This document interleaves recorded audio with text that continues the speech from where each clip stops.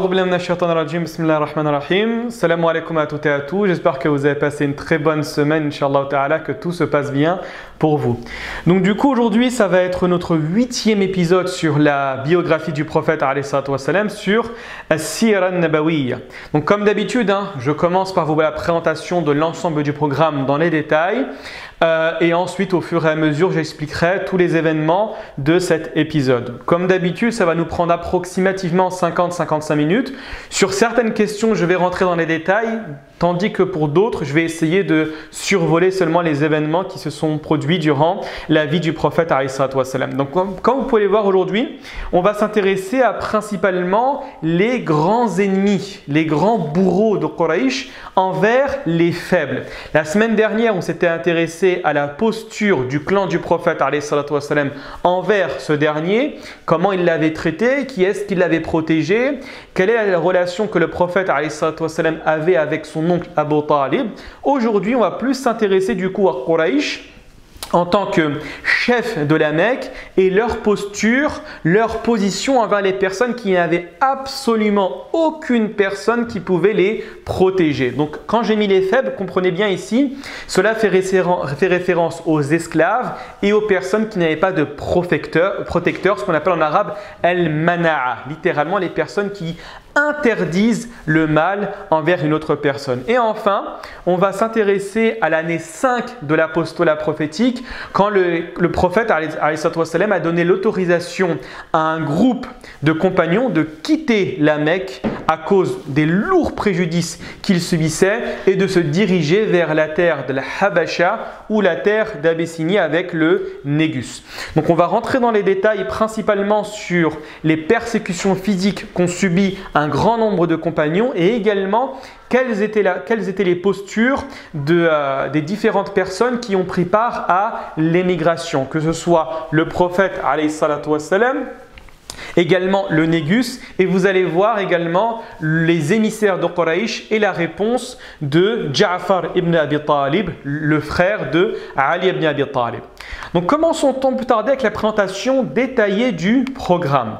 La première des choses, comme je vous ai dit, c'est la persécution de Quraysh envers les faibles. Gardez bien en tête, on va commencer maintenant au fur et à mesure de mettre les dates. Des dates à retenir pour bien comprendre la différence qu'il y a entre l'apostolat prophétique, ce qu'on appelle en arabe al-ahd al-makki, c'est-à-dire la période mécoise, avec la période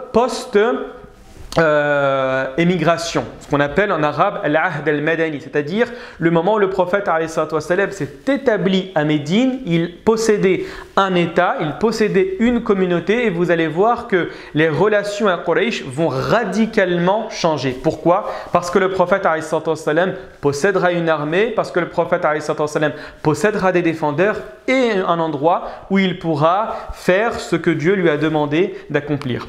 Donc on va mentionner les noms des principaux bourreaux et des ennemis de la révélation. Vous allez voir, on va en citer principalement 5-6, ceux qui vont constamment être dans l'offensive, qui vont constamment, même des fois, prêter main forte aux voyous de la Mecque, les personnes qui véritablement n'avaient pas un haut rang social, mais qui appliquaient les châtiments. Et bien ces derniers, malgré qu'ils soient au niveau social à des rangs extrêmement importants, ils participaient physiquement, verbalement au préjudice, au mal, à l'animosité envers ces personnes. Donc on va essayer d'évoquer les principaux personnages qui agissaient de cette manière-là. Ensuite, on va bien évidemment parler des différents compagnons qui ont été persécutés. Vous en connaissez sûrement pas mal.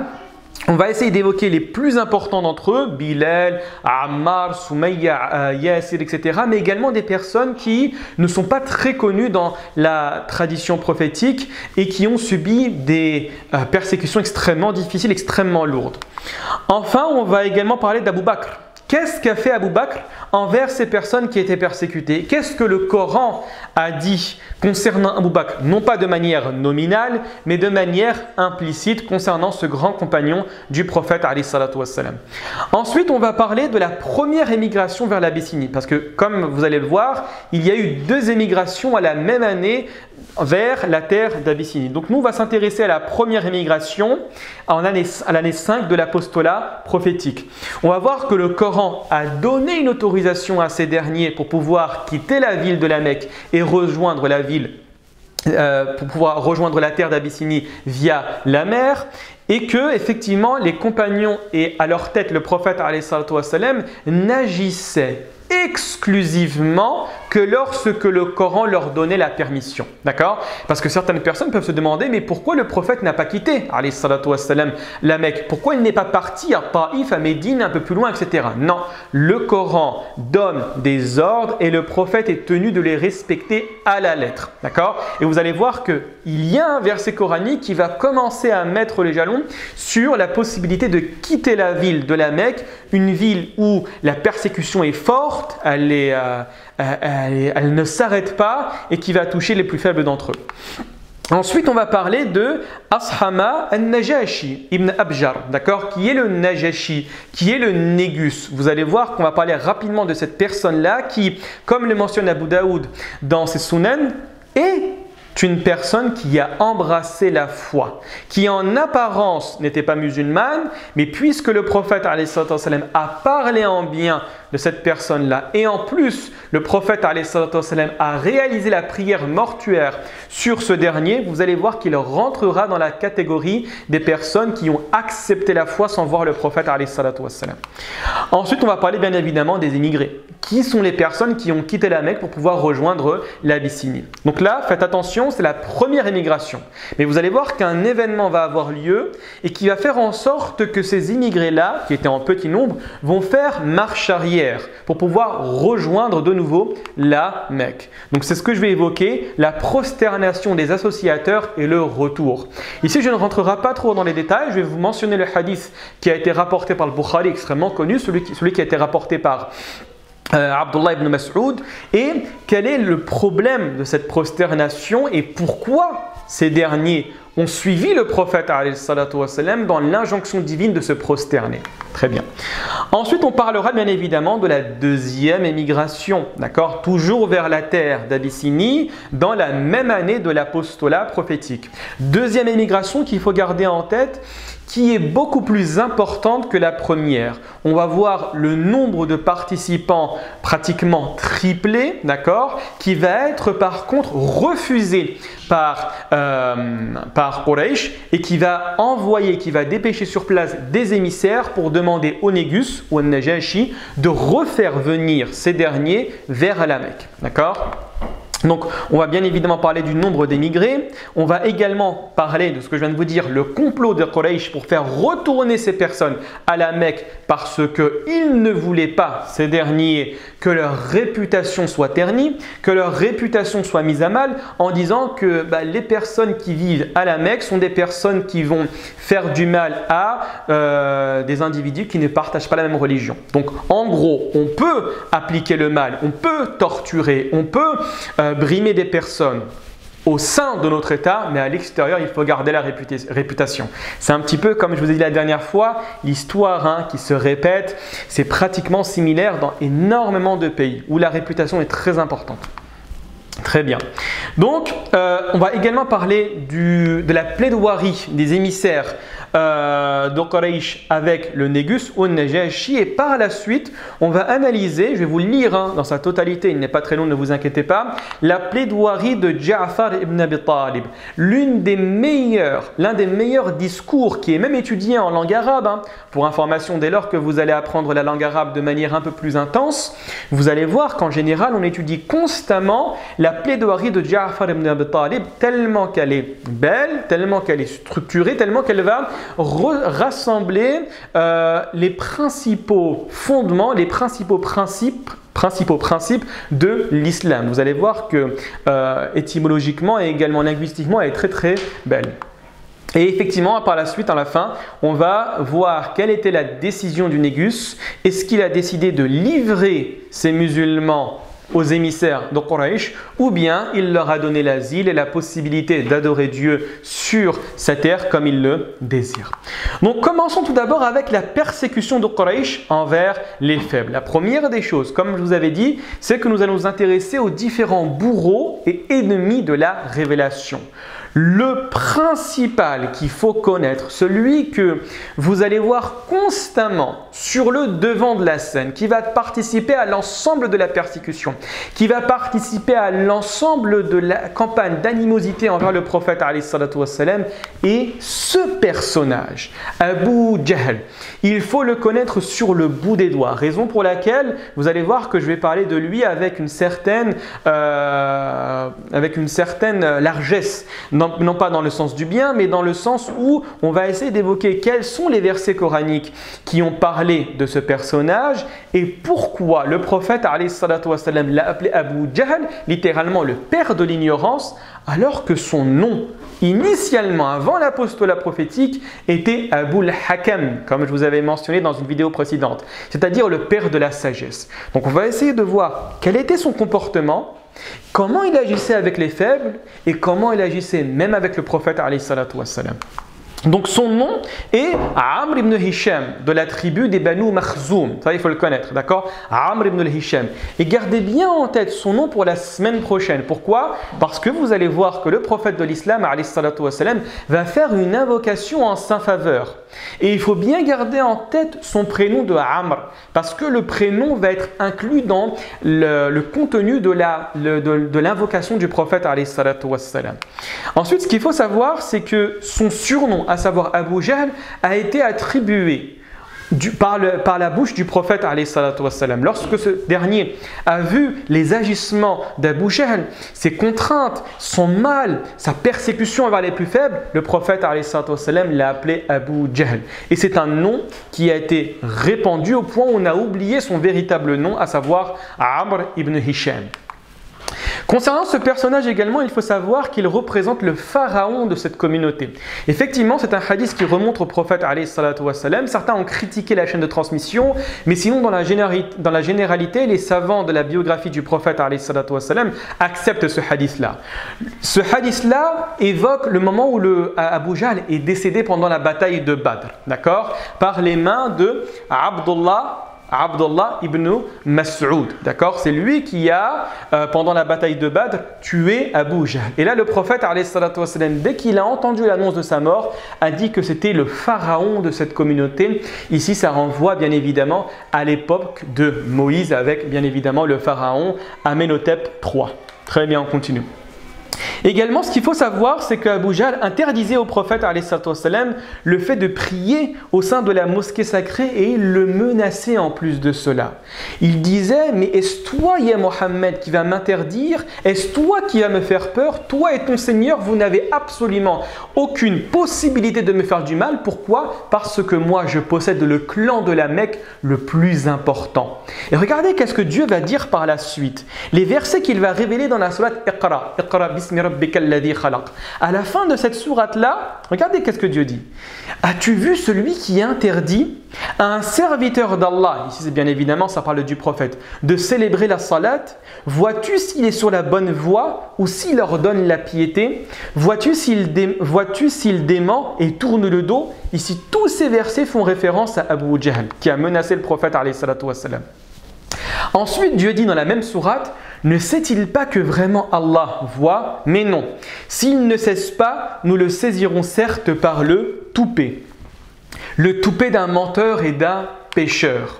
Et donc Dieu dit par la suite qu'il appelle donc son assemblée. Donc du coup maintenant vous comprenez le verset coranique où Dieu dit qu'il appelle son assemblée. Nous appellerons les gardiens de l'enfer. Non, ne lui obéis pas, mais prosterne-toi et rapproche-toi. Donc vous voyez, en apprenant la biographie du prophète alayhi salatu wassalam, on cerne davantage la signification des versets du Coran. Donc ces versets, comme je vous ai mentionné dans le cours précédent, le Coran est divisé en deux grandes catégories. une catégorie de versets qui renvoie à une cause des révélations et une autre catégorie de versets qui possèdent des causes de la révélation mais dont nous ne connaissons pas ces circonstances. Donc là, on sait pourquoi ces versets ont été révélés. Également, ce qu'il faut savoir, comme je vous l'ai mentionné de manière redondante, c'est que il était considéré comme l'avant-garde de la réprimande, de l'hostilité et de l'humiliation. Dès qu'Abu Jahl entendait qu'une personne avait professé la nouvelle foi, il allait directement le voir, qu'il soit considéré comme un faible, comme un notable, comme un riche, en le menaçant, en le torturant ou en l'humiliant. Principalement, quand il se dirigeait vers un faible, il le torturait. Il n'hésitait pas à appliquer la manière forte. Tandis que lorsqu'il se dirigeait vers une personne qui avait un haut rang social, il l'humiliait en lui disant que nous allons te boycotter, nous allons te faire constamment du mal jusqu'à ce que tu abjures la foi de Mohammed alayhi salatu wassalam. Et également, un jour, comme cela est rapporté dans le Sahih de l'imam Muslim, il voulait piétiner la tête du prophète alayhi salatu wassalam. Un jour, se rendant vers la mosquée sacrée, il a rencontré d'autres personnes qui niaient la foi. Et là, il a vu le prophète alayhi salatu wassalam se prosterner. Et il a dit, quiconque d'entre vous souhaiterait que je mette la tête du prophète alayhi salatu wassalam dans la terre. Et là, il a saisi l'occasion en voyant le prophète alayhi salatu wassalam se prosterner et il s'est dirigé vers lui. Et là, tout d'un coup, Abu Jahl s'est arrêté. Arrêté, il a commencé à crier, mettre ses bras devant son visage en disant « Non, non, non ». Et là, il s'est retourné vers ses coreligionnaires en disant, ces derniers lui ont dit « Mais qu'est-ce que tu fais, ya Abu Jahl ?» Et là, il dit « J'ai vu entre moi et Mohammed un fossé rempli de feu avec des êtres doués d'ailes. » Et là, dès qu'on a interrogé le prophète alayhi salatu wassalam, il lui a dit que c'était l'enfer qui s'était présenté en face de lui avec des anges et s'il avait avancé davantage, les anges l'auraient pris, l'auraient jeté en enfer. D'accord? Donc ça, c'est important à mettre en évidence dans la biographie de cette personne, de ce grand ennemi de l'islam, à savoir Abu Jahl. Très bien, continuons. Maintenant, vous avez le deuxième. Et celui-là, il faut bien le garder en tête. Pourquoi? Pour deux événements. Principalement dès lors que nous allons parler de la prosternation, d'accord, de la sourate An-Najm que je vais évoquer tout à l'heure, et également le lien qu'il aura avec Bilal. Bilal ibn Rabah, d'accord, l'un des compagnons les plus important du prophète alayhi salatu wassalam, le compagnon qui était le mu'adhin, d'accord, celui qui appelait à la prière à l'époque du prophète alayhi salatu wassalam. Et donc Umayya ibn Khalaf, la première des choses qu'il faut savoir, c'est un notable de la Mecque, qu'il faisait partie de la tribu des Banu Jumah, d'accord, lui et son frère Ubay ibn Khalaf et Umayyatu ibn Khalaf. Les deux étaient dans une posture totalement dur contre les musulmans, contre la religion et contre le prophète de l'islam. Et également, ce dernier, Umayyah ibn Khalaf, était le maître et le bourreau de Bilal. Donc tout ce que je vais dire concernant Bilal, sur ses persécutions, sur sa torture, vous allez voir que son maître, à savoir Umayyah ibn Khalaf, soit il y a pris part de manière directe, soit de manière indirecte, en laissant la possibilité aux voyous, ce qu'on appelle l'Aubash, aux voyous de la Mecque d'appliquer une torture à l'encontre de ce dernier. Également, vous avez l'Aswad ibn Abd Yarouth, qui n'est pas forcément connu, mais que le Coran a mentionné de manière implicite. Je vais l'évoquer par la suite. L'Aswad ibn Abd Yarouth était l'un des bourreaux de la tribu des Banu Zuhra. Il était connu pour appliquer constamment des tortures, faire du mal aux faibles de cette tribu-là. Et c'est également l'un des 5 qui se moquait constamment du prophète alayhi salatu wassalam et que le Coran, de manière pratiquement nominale, a critiqué, a menacé. D'accord? On va évoquer les 5 personnes que Dieu a menacées de manière extrêmement explicite concernant la raillerie qu'ils avaient à l'encontre du prophète alayhi salatu wassalam. Regardez bien. Vous avez un verset dans le Coran qui vous dit « Inna kafaynaka al-mustahzi'in » Littéralement en français, nous nous chargerons des persifleurs, des railleurs, des personnes qui se moquaient du prophète alayhi salatu wassalam, qui cherchaient constamment à le rabaisser. Ces 5 personnes, je vais vous les mentionner nominalement, Il y en a deux qu'il faudra garder en tête. Les trois autres, on les retrouvera très rarement dans la biographie du prophète alayhi salatu wassalam. Vous avez le premier, Al-Aswad ibn al-Muttalib. D'accord? Al-Aswad ibn al-Muttalib était une personne qui se moquait constamment du prophète alayhi salatu wassalam et que le Coran a mentionné dans le verset que je viens de vous mettre. Également, vous avez Al-Walid ibn al-Mughira. On en a parlé énormément. Le père de Khalid ibn al-Walid. Celui qui a pris la décision de qualifier le prophète alayhi salatu wassalam de sorcier. Vous vous souvenez la semaine dernière quand je vous avais parlé des versets qui vous disent il a certes réfléchi, il a pris sa décision, ensuite il s'est renfrogné et il a dit que cette parole n'est qu'une magie inventée, etc. Et donc du coup cette personne est également Al-Walid ibn al-Mughira, l'une des personnalités les plus importantes de la Mecque. Vous avez également Al-As ibn Wa'il. Al-As ibn al-Wa'il, on en avait parlé il y a un petit moment, si vos souvenirs sont bons. Lorsqu'on avait parlé du pacte des vertueux, une personne de la tribu des Zubaydi est venue et a voulu vendre des marchandises à Al-As ibn Wa'il. Et comme ce dernier a vu qu'il était l'un des notables les plus respectés de la Mecque, que cet étranger n'avait personne pour le soutenir, il avait refusé de lui donner l'argent. Et donc là, le prophète, alayhi salatu wassalam, avant la révélation, et un groupe de personnes respectées dans la maison de Abdullah ibn Jud'an se sont réunis et ont passé un pacte de toujours subvenir aux besoins et subvenir à l'aide qui est demandée par le nécessiteux et par la personne opprimée contre la personne qui l'opprime, même si elle fait partie des plus grands personnages de la Mecque. Et ce dernier est Al-As ibn Wa'il. Vous avez également Al-Aswad ibn Abdi Yarouth, celui dont on vient de parler à l'instant, et vous avez le dernier Al-Harith ibn Talatila, d'accord, l'une des personnes qui a été également mentionnée dans le Tafsir d'Ibn Kathir comme l'une des personnes qui a été considérée comme un grand railleur du prophète alayhi salatu wassalam. Et les 5 personnes, Dieu les a menacées explicitement dans le texte coranique. Très bien, continuons.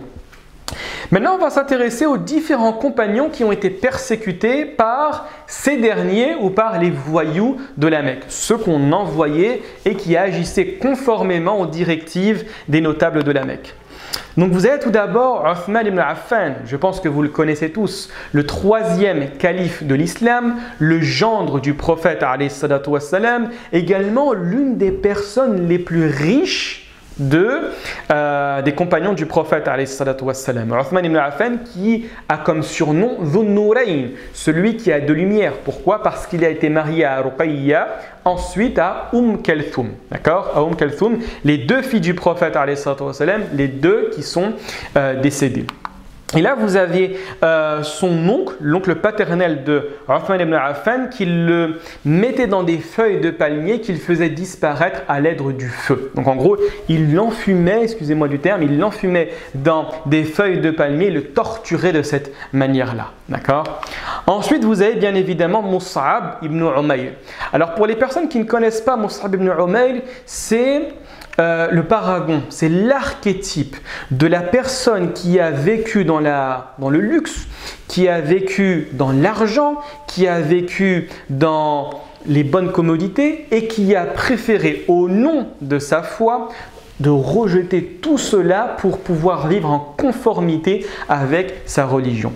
Et donc Mus'ab ibn Umayr était le plus beau des jeunes de la Mecque. Et dès que sa mère a entendu que ce dernier avait embrassé la foi, cette femme qui était extrêmement riche l'a directement exclu. Exclu ici, ce n'est pas une exclusion physique, c'est une exclusion de sa miséricorde. Elle a arrêté de lui donner à manger, elle a arrêté de subvenir à ses besoins, elle l'a même enfermé chez elle pour qu'il ne sorte pas, et ce dernier a réussi à quitter la maison dès lors qu'il a entendu qu'un groupe de musulmans allait prendre un bateau pour rejoindre l'Abyssinie. Donc certains également vous disent que dès que Mus'ab est revenu de l'Abyssinie, on voyait sa peau qui initialement était très douce, extrêmement délicate, elle est revenue extrêmement rugueuse à cause de la pauvreté dans laquelle il vivait. Très bien, continuons. Vous avez également Bilal ibn Rabah, peut-être le compagnon le plus connu qui a été torturé par son maître Umayyah ibn Khalaf. Alors concernant ces tortures et ces préjudices et son humiliation, elles sont à 2 niveaux. Un, que vous connaissez tous, tandis que le deuxième, qui est extrêmement humiliant, non pas sur le point physique, mais sur le plan moral, qui n'est pas trop mis en évidence dans les différents livres de la biographie du prophète alayhi salatu wassalam. C'est que Umayyah ibn Khalaf avait donné l'autorisation à certains jeunes de prendre Bilal, de lui mettre une corde autour du cou et de le traîner en le tirant dans les vallées de la Mecque et en l'insultant pour se moquer de lui, pour l'humilier. Imaginez-vous, vous êtes une personne avec une certaine intégrité, des enfants vous tirent, vous n'avez pas le droit de répondre, vous n'avez pas le droit d'essayer de vous défendre et on se moque de vous constamment, tout le monde vous regarde, tout le monde vous voit. Et pour information, ce châtiment entre guillemets a été infligé même à l'une des plus grandes personnes de la communauté musulmane, à savoir l'imam Malik ibn Anas, dès que ce dernier a refusé l'imposition du divorce de la part des gouverneurs. Mais ça, je pense qu'on en reparlera beaucoup plus tard.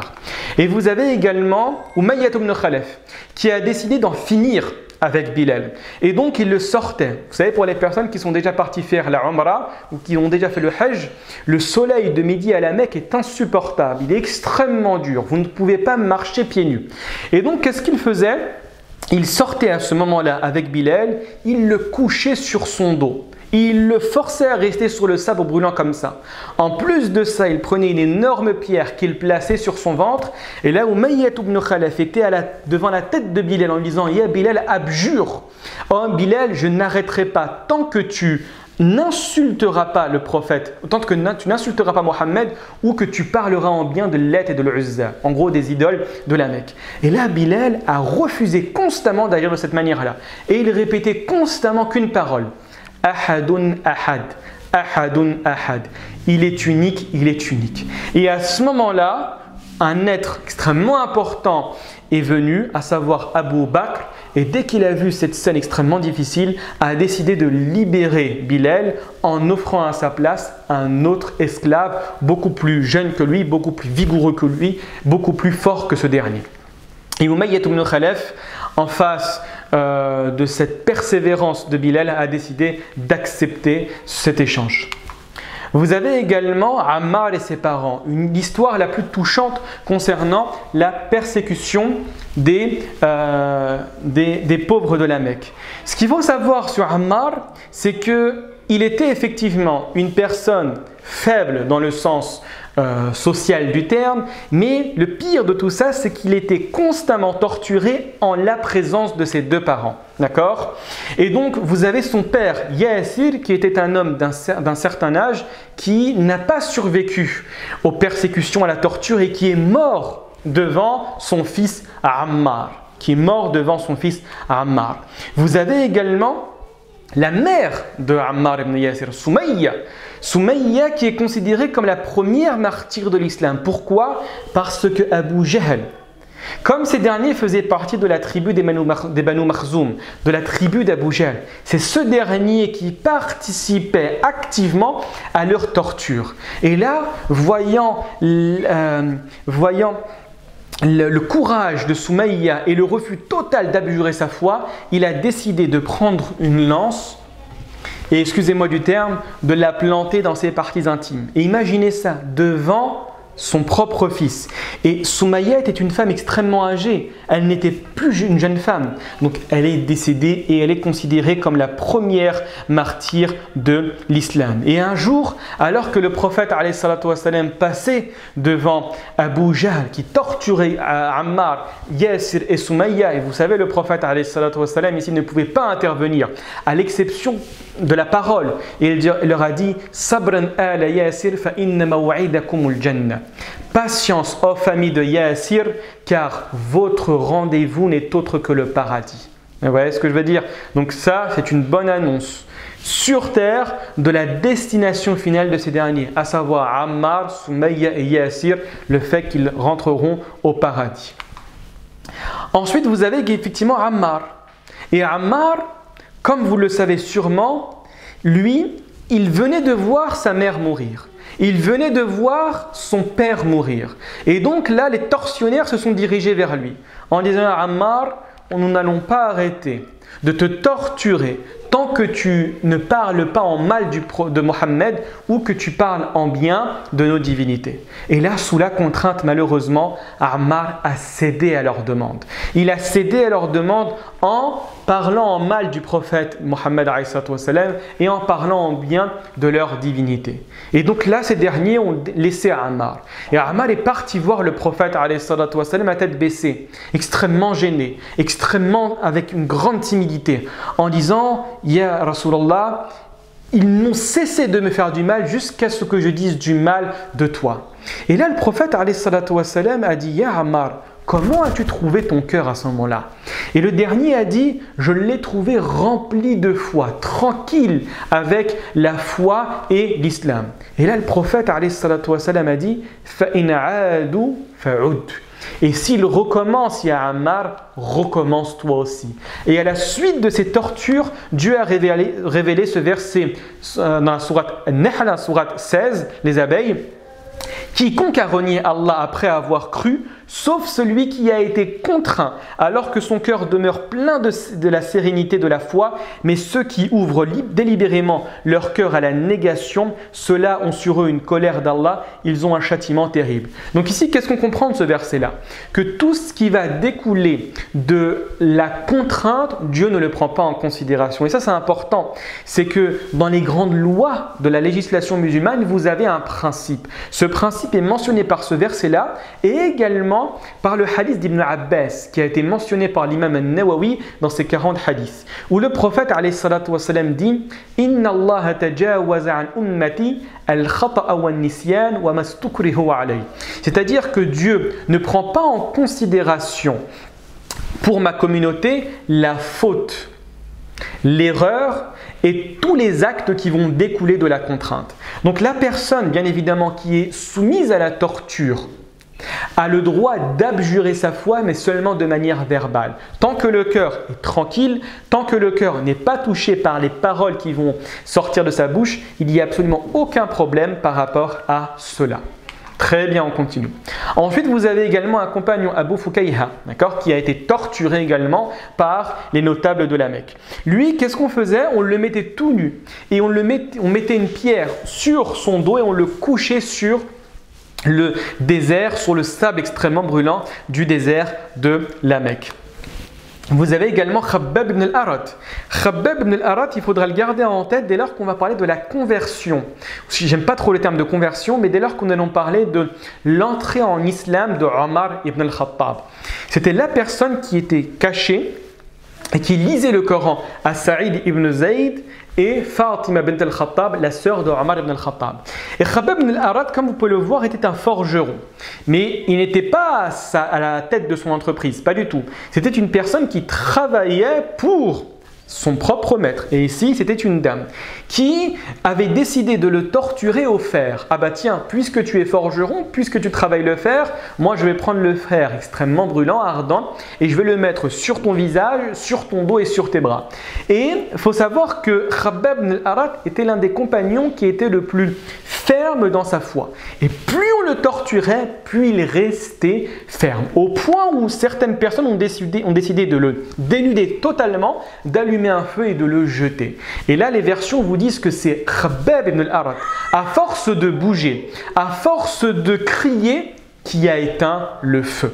Donc imaginez une terre où on sort, on voit des personnes qui se font humilier, qui se font torturer, avec l'approbation complice de l'ensemble de la population. C'est très important de garder ça en considération pour comprendre les événements futurs et également l'animosité que gardaient au fond du cœur certains compagnons lors de la conquête de la Mecque que nous allons parler beaucoup plus tard, Inch'Allah ta'ala. Très bien, on continue, Inch'Allah. Vous avez également Ubays, qui a été torturée par la personne dont nous avons parlé précédemment, à savoir Al-Aswad ibn Abd Yarouth. L'une des 5 personnes qui a été menacée clairement dans le Coran. Vous avez également une esclave des Banu Adi. Les Banu Adi, si vos souvenirs sont bons, si mes souvenirs également sont bons, on avait dit à la première séance concernant la Quraysh, qui était Quraysh, qu'il y avait différents clans. dans la famille des Quraysh, si je peux m'exprimer de cette manière-là. Et les Banu Adi, ce sont les personnes qui font partie du clan de Omar ibn al-Khattab. Et donc cet esclave était torturé par Omar ibn al-Khattab, malheureusement. Vous savez qu'Omar ibn al-Khattab, avant de devenir musulman, était une personne qui participait avec certaine vigueur aux actions de Quraysh, dans le mal, dans la torture, d'accord? Au point où ce dernier, comme on le verra plus tard, a décidé de prendre la décision, a pris la décision d'aller tuer le prophète alayhi salatu wassalam, d'accord?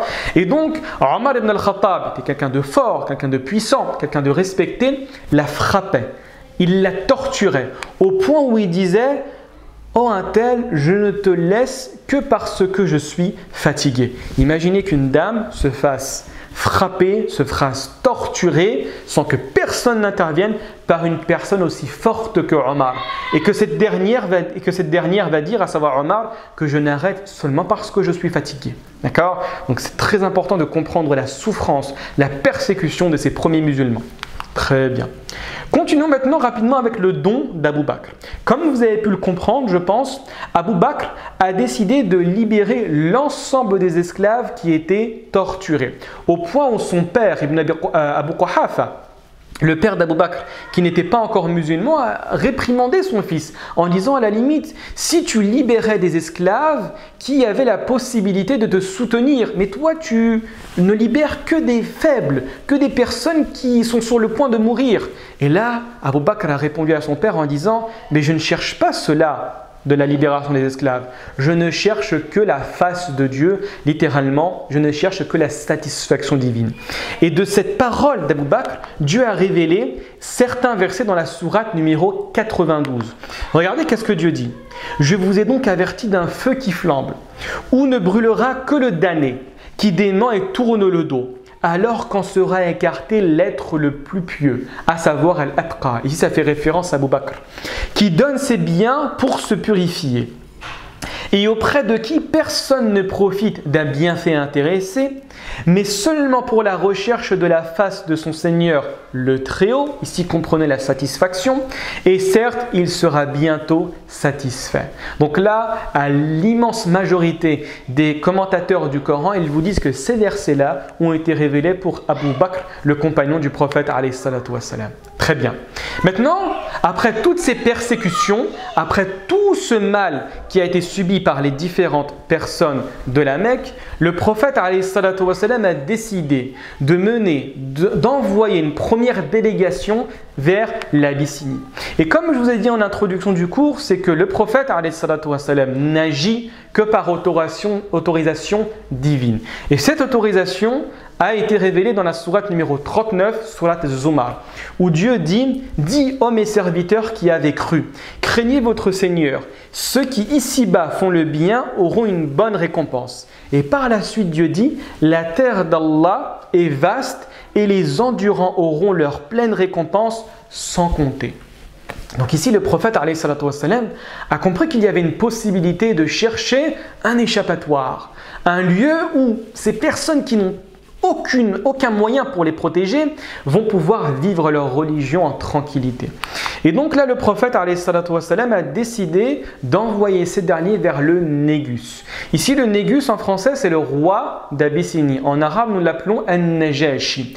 Et pour information, An-Najashi, c'est un titre honorifique à l'instar du pharaon ou de César. Pharaon, ce n'est pas le nom de la personne, comme vous pouvez trouver dans le Coran. Pharaon, c'est le titre qui va être adopté par le roi d'Égypte, tout comme César par le roi, l'empereur des Romains. Et donc, ce dernier, le prophète alayhi salatu wassalam, savait que cette personne-là était un être extrêmement droit, extrêmement juste, auprès duquel aucune injustice n'était tolérée.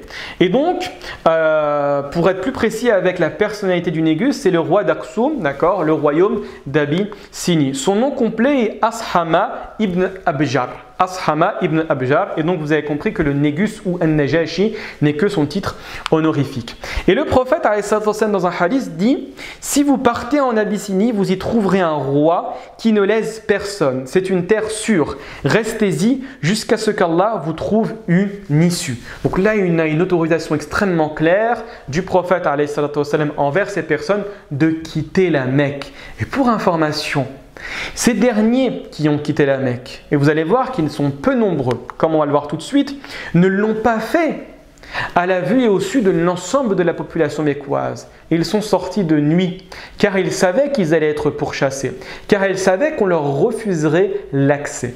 Donc ils sont sortis de nuit, ils ont réussi à arriver jusqu'à bon port, et ensuite ils ont pris un bateau pour arriver jusqu'en Abyssinie.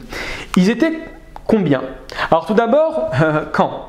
C'était durant le mois de Rajab, d'accord? Le mois de Rajab, le 6e mois de l'année hégirienne, de l'apostolat prophétique. 5e année de l'apostolat prophétique. Et donc, ils étaient seulement 12 hommes et 4 femmes. C'était les plus faibles, les personnes qui n'avaient pas de possibilité d'être soutenues, d'être protégées. Et leur chef n'était autre que Uthman ibn Affan, d'accord? Vous le connaissez tous, le gendre du prophète, alayhi salatu wassalam. Donc, ce dernier est parti avec la compagnie de sa femme, à savoir Ruqayya, la fille du prophète, alayhi salatu wassalam, raison pour laquelle le prophète, alayhi salatu wassalam, a dit en parlant de Uthman et Ruqayya que c'est le premier ménage de l'islam qui a émigré après Ibrahim et Lot. Car comme vous le savez, quand vous analysez et étudiez l'histoire d'Ibrahim et de Lot, c'est que ces derniers ont quitté, sont partis avec uniquement leur famille. Uniquement leur famille. Et donc, à ce moment-là, ces derniers, la petite vingtaine qui est partie en Abyssinie, est restée, a été acceptée en Abyssinie. Le Négus les a bien évidemment acceptés sans aucun problème. Mais là, un événement extrêmement important a eu lieu à la Mecque. Cet événement est la prosternation des associateurs et le retour des émigrés vers l'Abyssinie. Qu'est-ce qui s'est passé? Je vais vous expliquer, Inch'Allah, l'histoire en détail.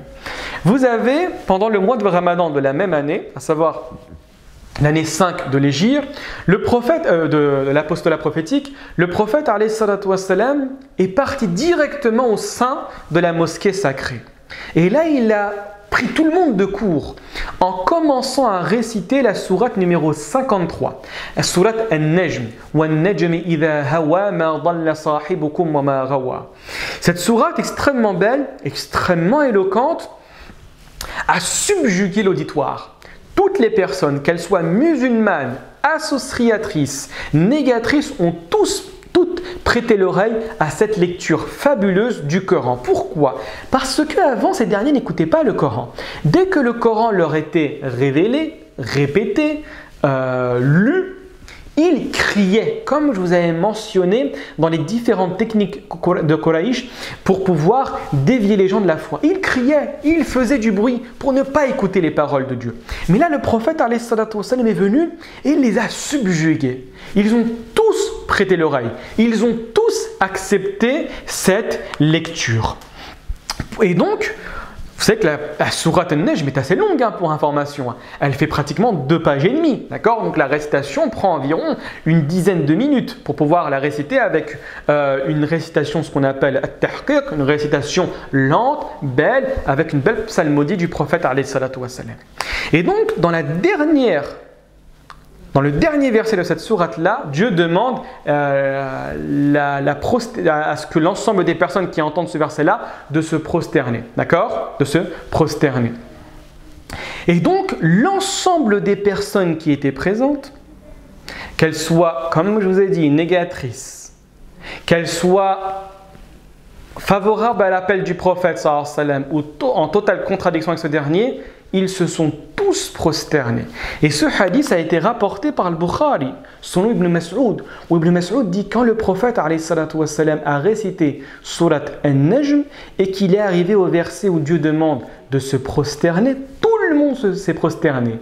Et Abdullah ibn Mas'ud vous dit qu'il y avait un homme parmi ces derniers qui a écouté l'ensemble de la révélation coranique et qui, au moment de se prosterner, n'a pas fait comme le reste de ses coreligionnaires. Il a pris une poignée de terre dans sa main et il l'a mis ici. Et il a dit « ça me suffit ». Et Abdullah ibn Mas'ud vous dit que cette personne-là, je l'ai vue mourir négatrice le jour de la bataille de Badr. Et vous savez qui est cette personne-là qui a refusé de se prosterner mais qui a quand même été touchée par la beauté du Coran? Ce n'est autre que Umayyah ibn Khalaf, le tortionnaire et le maître de Bilal. Donc effectivement, à ce moment-là, les gens ont été choqués, ils n'ont pas compris pourquoi ils ont été touchés de manière aussi profonde par le texte coranique. Et le problème vient par la suite, c'est que certains associateurs étaient absents de cet épisode-là. Ils ont donc commencé à les blâmer.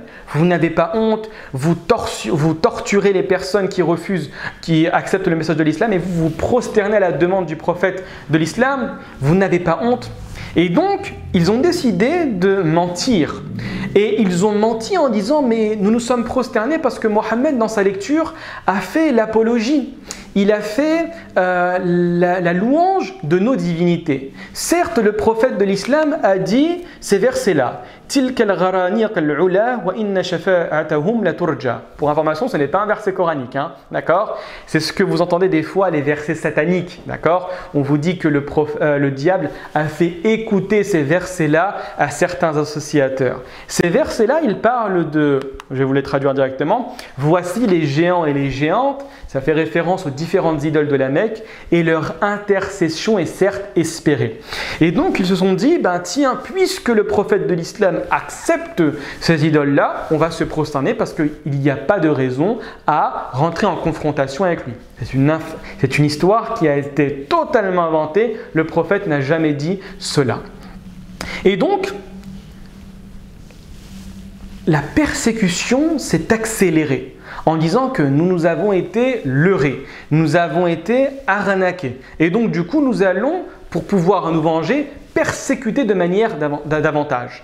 Le problème, c'est quoi? C'est que l'écho de cette histoire est arrivé jusqu'en Abyssinie, en pensant que l'ensemble des Quraysh, puisqu'ils se sont prosternés avec le prophète ﷺ, en fin de compte, ils avaient accepté l'islam. Donc il n'y a plus de raison à rester en Abyssinie. Ces derniers sont donc revenus d'Abyssinie. Le problème, c'est que c'était une mauvaise information et en arrivant à la Mecque, ces derniers se sont rendus compte que la situation n'était pas comme on l'avait décrite. Donc là, on va parler rapidement de la deuxième émigration. La deuxième émigration, c'est puisque ces derniers ont vu que effectivement Quraysh ne s'était pas converti, n'avait pas accepté la proposition du prophète et son invitation à l'islam, et que les persécutions se sont intensifiées à l'encontre des plus faibles, le prophète a donné l'autorisation à un nombre beaucoup plus important d'émigrer vers la terre d'Abyssinie. Et donc on estime à entre 82 et 83 hommes, donc on voit pratiquement le triple, hein, voire le triple même, voire multiplié par 4, les personnes qui ont participé à cette émigration, avec entre 18 et 19 femmes. Les sources divergent sur cette question-là. Très bien, on continue. Et donc là, vous avez un complot qui a été mis en place par Quraysh. C'est de ne refuser totalement que des personnes fassent mauvaise pub, donnent une mauvaise réputation au seigneur de la Mecque. Donc Quraysh a décidé d'envoyer 2 émissaires. Pas n'importe lesquels, des émissaires extrêmement intelligents avec une grande diplomatie pour essayer de faire comprendre au Négus que ces personnes ne sont pas véritablement des personnes opprimées, ce sont des êtres qui cherchent à fomenter la sédition au sein de la communauté mécoise et donc il convient de nous les rendre. Donc ils se sont dirigés vers le roi d'Abyssinie en apportant avec eux énormément de cadeaux pour essayer de soudoyer le roi. Ces cadeaux ont été présentés à l'ensemble des patriarches et également au Négus qui les a bien évidemment initialement acceptés pour ensuite écouter la requête de ces derniers. Ces émissaires sont autres que Amr ibn al-As, d'accord, et également Abdullah ibn Abi Rabi'a. Ces 2 personnes vont embrasser l'islam par la suite, d'accord? Il faut le savoir. Donc, on va écouter tout d'abord la plaidoirie des émissaires. Je vais vous la lire dans sa totalité et vous allez voir, à travers ce que je vous ai raconté et à travers la présentation qui a été faite des émissaires par ces émigrés, qu'est-ce qu'on retrouve aujourd'hui dès lors qu'on va parler de certaines minorités persécutées? Vous avez les faits des éléments factuels qu'on voit en face de nous, des vidéos, nous voyons également des actes, des témoignages, mais dès lors qu'on essaye de présenter ces derniers en face du grand public, on va se rendre compte qu'on va jouer avec les termes. On va dire mais non, nous sommes des personnes qui cherchons à les guider, nous voulons les protéger d'une certaine radicalité, d'un certain extrémisme. Vous savez, tous les termes qui vont se terminer par « ist », d'accord? Ça fait un petit peu peur et donc c'est un procédé rhétorique pour faire oublier à la personne l'intelligence, donc l'utilisation de sa raison et son intelligence. Et donc on va mettre en avant, je vais vous le lire, je pense qu'il est assez petit, donc essayez de prêter l'oreille à la plaidoirie des émissaires de Quraysh. Il vous dit « Sa Majesté, il se réfugie dans votre pays de jeunes stupides qui, ayant quitté la religion de leur peuple, n'ont pas pour autant embrassé la vôtre. Ils ont apporté une religion qu'ils ont créée de toutes pièces et que personne ne connaît, ni nous, ni vous-même. Aussi avons-nous été dépêchés par les nobles de leur peuple, par leurs pères, leurs oncles et leurs clans, qui vous demandent de les leur rendre, car ils veillent sur eux mieux que quiconque, et savent mieux que quiconque ce qu'ils ont à leur reprocher. » Donc là, il se positionne dans une posture victimaire. Nous n'avons rien fait, nous voulons le bien pour ces derniers et donc, s'il vous plaît, rendez-les nous pour pouvoir les guider vers le bien. Le problème, c'est que le roi d'Abyssinie était une personne extrêmement juste, comme je vous ai dit. Et donc, le Négus a refusé de les remettre sans écouter la version des personnes qui, en apparence, ne seraient pas opprimées. Donc, le lendemain, il a demandé à ce que ce groupe de personnes-là, ce groupe de personnes persécutées, viennent devant lui et se défendent. Et pour information, l'ensemble des musulmans se sont consultés. Ils se sont dit, nous allons dire la vérité quoi qu'il en coûte. En aucun cas, nous allons mentir, nous allons cacher des faits, nous allons dire les faits comme ils se sont produits et il se passera ce qu'il doit se passer. Donc on va étudier rapidement la plaidoirie de Ja'far. Je vais vous la lire en entier et vous allez voir. Si un jour une personne souhaite savoir quelles sont les valeurs de l'islam, quels sont les grands principes de cette dernière religion, il suffit sincèrement de mettre en avant la plaidoirie de Ja'far qui a résumé l'ensemble des grands principes de la religion. Vous allez voir, en français elle est très belle, en arabe elle l'est d'autant plus. Donc Ja'far ibn Abi Talib, le frère bien évidemment que vous connaissez tous de Ali ibn Abi Talib, a dit « Ô roi, nous étions un peuple vivant dans l'ignorance et l'immoralité, adorant des idoles et mangeant la chair des cadavres d'animaux, commettant toutes sortes d'atrocités et de pratiques honteuses, brisant les liens de parenté, manquant aux règles de l'hospitalité, le plus fort d'entre nous exploitant le plus faible. Nous demeurâmes en l'état jusqu'au jour où Allah, exalté soit-il, nous envoya un prophète de notre peuple, dont la lignée, la sincérité, le respect du dépôt et l'intégrité étaient connus de nous tous. Il nous appela à adorer Allah, l'unique, et à abjurer les pierres et les idoles que nos ancêtres et nous-mêmes adorions, en dehors d'Allah.